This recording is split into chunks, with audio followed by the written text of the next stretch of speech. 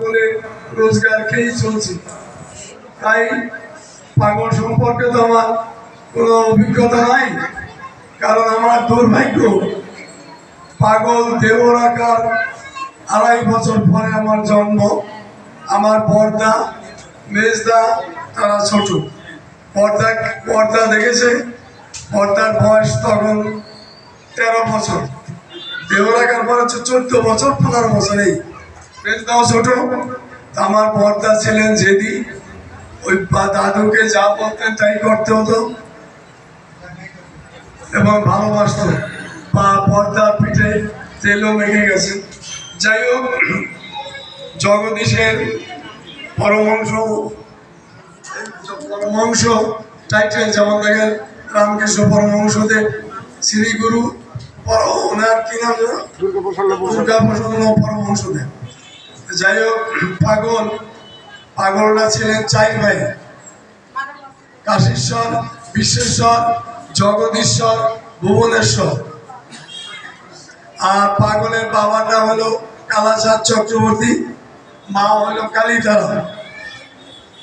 পাগল যখন জন্মগ্রহণ করবেন তখন ওই ধরনী নাইমা মতো নাইমাকে, এখন তো হাসপাতাল নার্সিংহোম হয়ে গেছে, তখন ওই ধরনীকে আনছে বাড়িতে। আনার পরে যাই হোক হওয়ার পরে পাগল জন্মগ্রহণ করলেন। পাগল জন্মগ্রহণের পরে খিলখিল করে হাসে।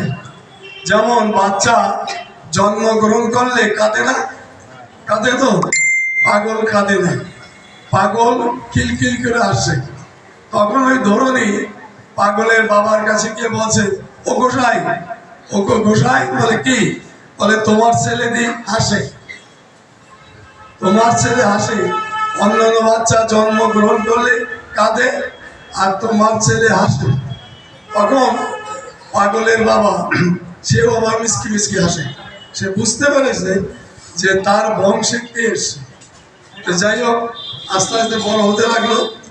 পড়াশোনা মাস্টার ঠিক করে দিল, স্কুলে যেতে বললো।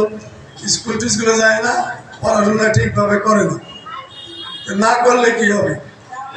ওনার এমনি সব অন্তর বিদ্যাদি, ওনার ভেতরে যে জিনিস আছে তাতে গ্রহণ করার পাওয়ার ওনার আছে।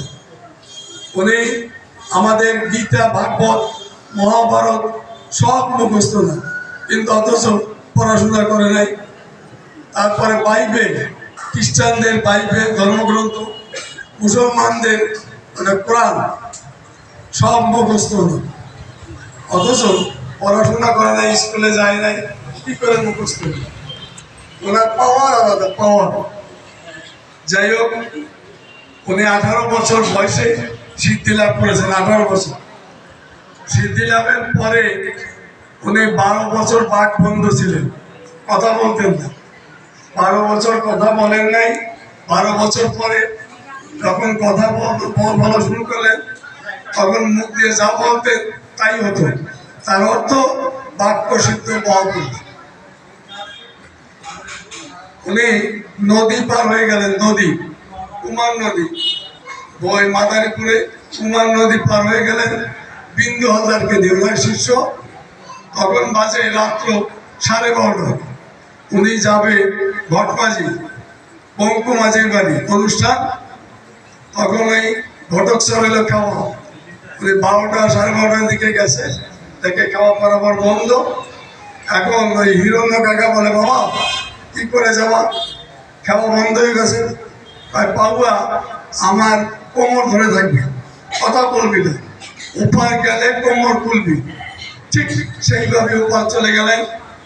যাওয়ার পরে কোমর ছেড়ে দিলেন। তারপর চললো ওই বঙ্কু মাঝির বাড়ির অনুষ্ঠান। তখন রাত্র প্রায় 3টার দিকে ব্যাক করছে। 3টা ব্যাক করার পরে আমার ঠিক সেইভাবেই চলে এসছে। কিছুদিন বাদে ওই বিন্দু হালদারের গ্রামে কলেরা মহামারী শুরু হয়ে গেল। বিন্দু হালদার মায়ের খুব ভক্ত। বিন্দু হালদারকে বলে, বিন্দু পাগলকে নিয়ে আয়, পাগল এই গ্রামে ঢুকলে আর কলেরা মহামারী হবে না। তখন তো ডাক্তার কবিরা ছিল না, সেটা হলো তখন 1350 সাল। তখন ডাক্তার কবিরা ছিল না। যাই হোক, বিন্দু কাকায় পাগলকে নিয়ে গেল। নিয়ে যাওয়ার পরে ওনাদের বাড়ির মধ্যে পুকুর, বেতের জাল, হিজল গাছ, ওইখানে গিয়ে পাগলের পায়ে চড়াই ধরছে। বাবা, সেদিন কিভাবে জলের উপর দিয়ে হেঁটে গেলাম, কি ব্যাপার? বলে পাওয়া চুপ পাশে গেলে বলি নাকি হরির নাম খাবলা খাবলা, যখন বলবি তখন হবে চল তোর মায়ের ডাকে। যাই হোক, ও বাড়িতে গেলেন। ওনাদের বাড়ি কালী পুজো হইত, মায়ের মূর্তি আছে এই উত্তর পাশে। আচ্ছা, যাই হোক, ও পাগলকে বসতে দেন, পাগল বসলে। এখন বিন্দু কাকার মায়ের একটা নতুন বাটিতে কালি বানিয়ে, কালি ওই পাতিলে তাপ ফেলে কালি বানে না, ওই কালি এনে বাটিতে পাগলকে নিচে করলে, বাবা এটা পরে দাও, তুমি এটা পরে দিলে সবাই কপালে ফোঁটা দিলে আর অসুখ বিসুখ হবে না। আর বিশেষ করে তুমি গ্রামে ঢুকেছো, অসুখ এমনি বন্ধ হয়ে গেছে আর যাবে। তো যাই হোক, পাগল ওই কালির বাটি নিয়ে ওই মাটির মূর্তি মায়ের মুখের সামনে ধরছে, বলে দে মা। তখন দেখে ওই কালিমা এরকম কাঁপে আবার ফু দেয়, মাটির মূর্তি কাঁপে আবার ফু দেয়, চেকচেকানি করতে বল। 3 বার ফু দেওয়ার পরে বিন্দু কাকার মাকে বলছে, রে পিঠু, এই কালী সবার কপালে ফোঁটা দিবি আর নাম করবি, নাম, এই গ্রামে আর অসুখ বিসুখ হবে না। এটা বলে বিন্দু কাকা বলে চল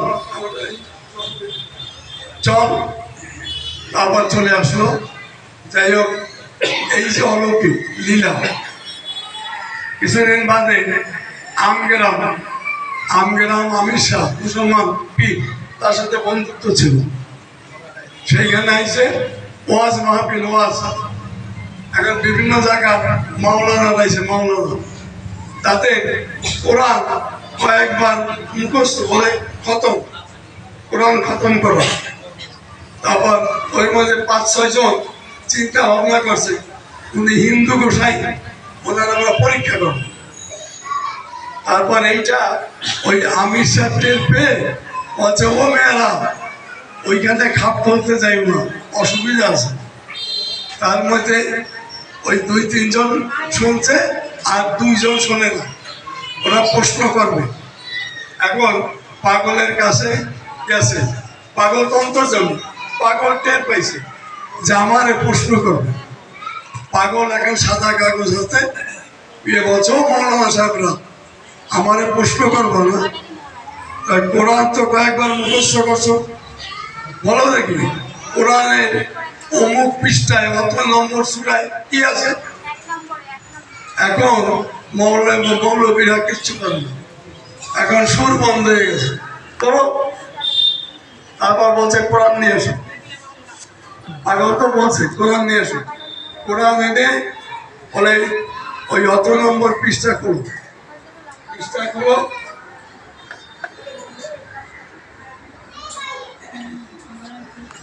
পৃষ্ঠা করো, পৃষ্ঠায় ওই যে সূরা এত নম্বর সূরা, পাগল বলে দিল এই এত নম্বর সূরাই আছে। এখন কি করলো মৌলানা, পাগলের পাও ধরে ক্ষমা চাইছে। এখন আমি সব মেয়েরা বলছিলাম না ওইখানে খাপ বলতে যাই, ওর অসুবিধা আছে। এই যে দেখো, ওই যে বললাম পড়াশোনা তো করে নাই, কিন্তু কোরআন, বাইবেল, গীতা, ভাগবত, মহাভারত সব করছে। যাই হোক, ওনার অনেক অলৌকিক।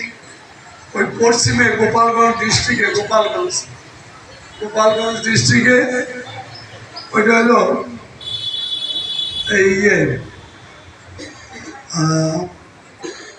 পদ্মবিলা নাকি? পদ্মবিলা